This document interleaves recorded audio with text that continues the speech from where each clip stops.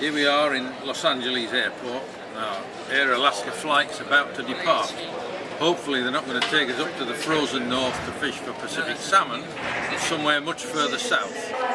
We're going down to Mexico to the Sea of Cortez to fish for the fabled Pez Gallo, or what we call rooster fish. So, we'll see you there. The Sea of Cortez is bounded to the east by the mainland of Mexico, whilst to the west, and separate from the Pacific Ocean, is the Baja Peninsula. This finger of land runs from the Mexican border for 800 miles, and much of its landscape is still untamed mountains and desert.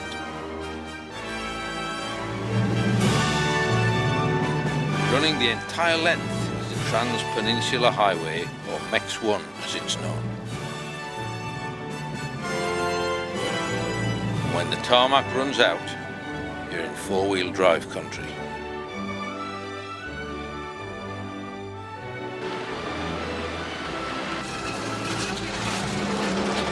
Yes, well, this is brilliant. That's what we want. Tyres like that. When in Mexico, do as the Mexicans.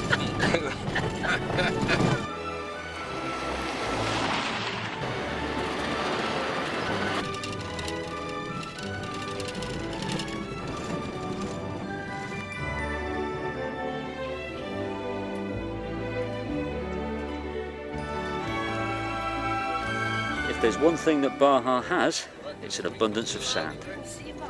Sand in the desert, sand on the roads, and mile after mile of seemingly empty beaches like this one.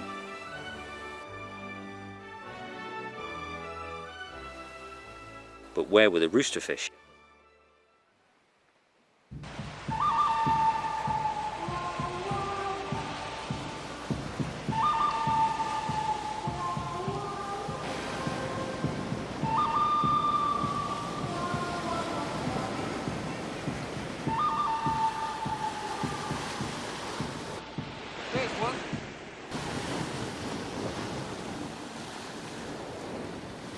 There's no mistaking the black torpedo shape of Pez Gallo.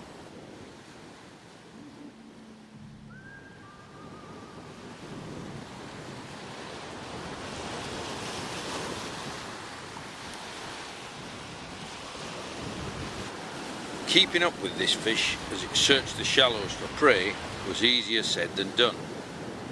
Even at a brisk walking pace in the 100-degree heat, it was a real effort to keep track of it.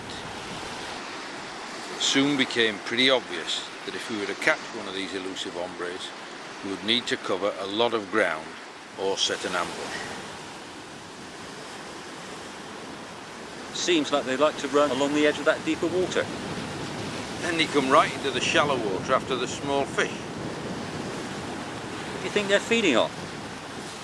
Looks like mullet to me.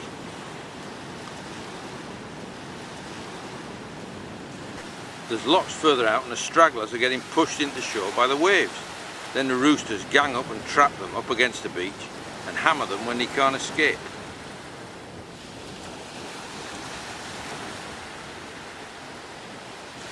Just in front of me, Mike. Coming up your way.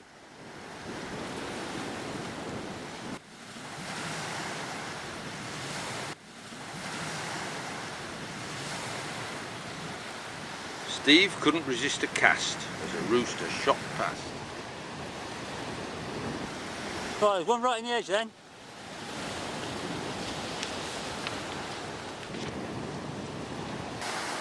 There's several fish around here, Mike.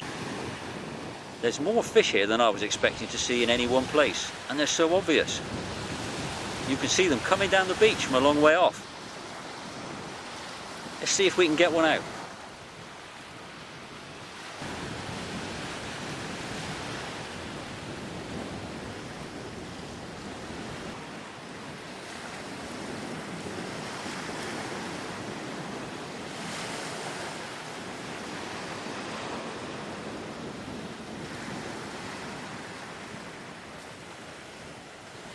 I'm getting too old for this.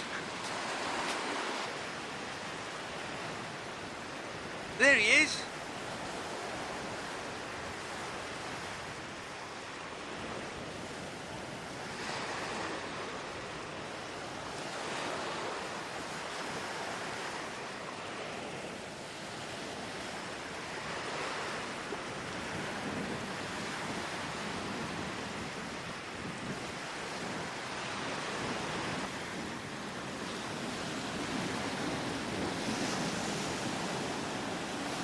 Oh, you had a go at the lure then? Come on, you bugger, have another go.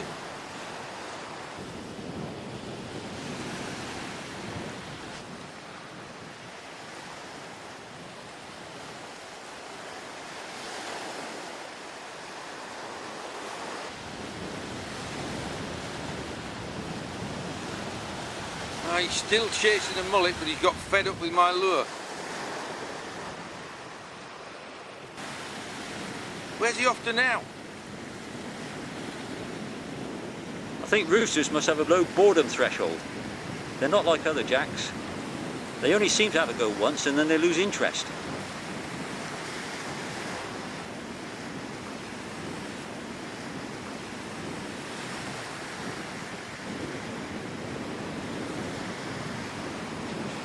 Time to find another fish, I think, or try something different.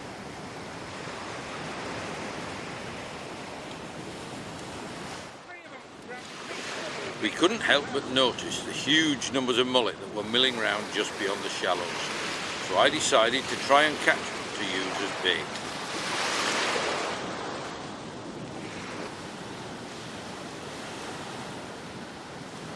Anyone who's ever tried to catch mullet knows that you need infinite patience. But all things come to he who waits.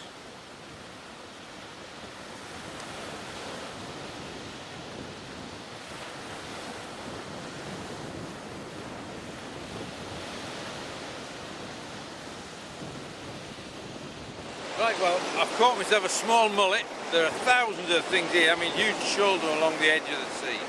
And that seems to be what the rooster fish eat. I've put it on a circle hook, just like I would for pike or bass at home. A little cork about 3 feet above it, and it's swimming about beautifully. All I need now is a rooster fish to come patrolling along the edge of the gully and find it. That's the tricky bit.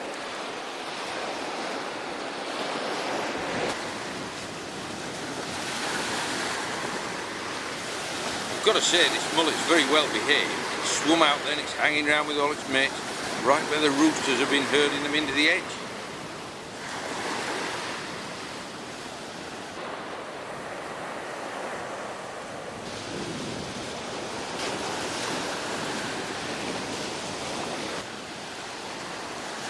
I reckon the roosters have disappeared.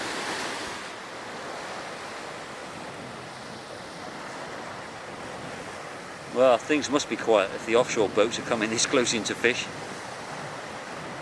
That one's not even flying any flags to show they caught any fish either. You can tell it's all quiet on the fishing front when the deckhand has time to polish the boat.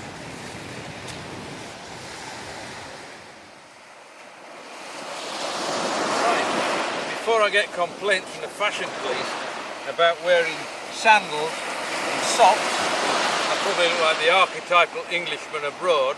There's a good reason for it. And that's these little chaps here. And in fact, it's a Portuguese man-of-war jellyfish. And there are hundreds of them in the sea here. So you can paddle, but you're quite likely to get a good stinging around the bottom of your legs. If you're not careful. I'm not going to pick it up, but perhaps you can get a picture of it. These jellyfish have got a little float here, and on top of it is a sail. They float on top of the water and sail along with the wind, but trailing behind them are long purple tentacles. You can't really see them on it. You see them purple, but not the long tentacles. They can be yards in length, and you don't even notice them in the water as they go past. In fact, it's a colonial animal. It's not really a proper jellyfish, but it's near enough a jellyfish for most people anyway. So, socks and sandals de rigueur as far as I'm concerned.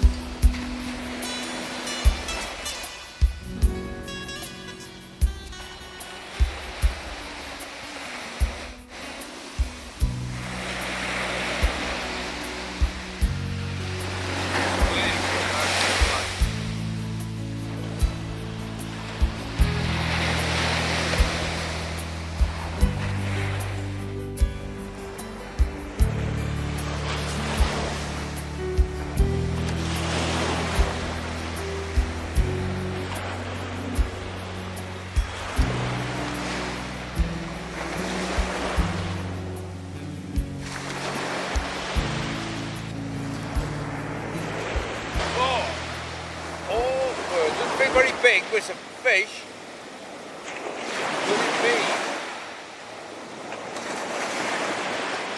That's putting up a fair old tough one here.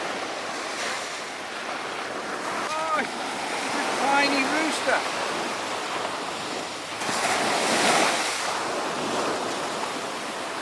How about that? Might not be the biggest ever, but it's a rooster. Look at that. Oh, look at them fins. Fantastic.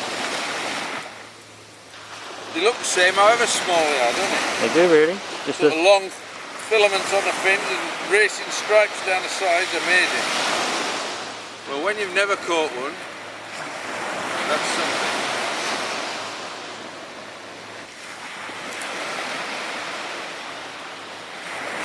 How about... Oh, he's put his fin down now. I think he's had enough. That's a signal of defeat, that, I think, Steve. Well, what a wonderful fish. Amazing colours. They're not just black and silver, are they? Yellow and blue and all sorts. I think we better let the poor little devil go, eh?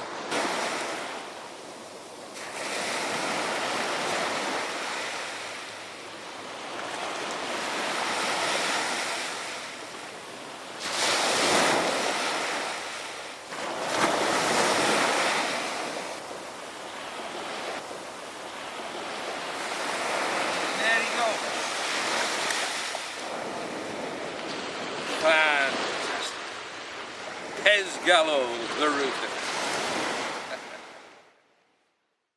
Well, it's customary in game fishing circles to hoist a pennant depicting the species of fish that you've caught, and as we've now caught Pez Gallo, we feel justified in raising the flag. Adios, amigos. Adios.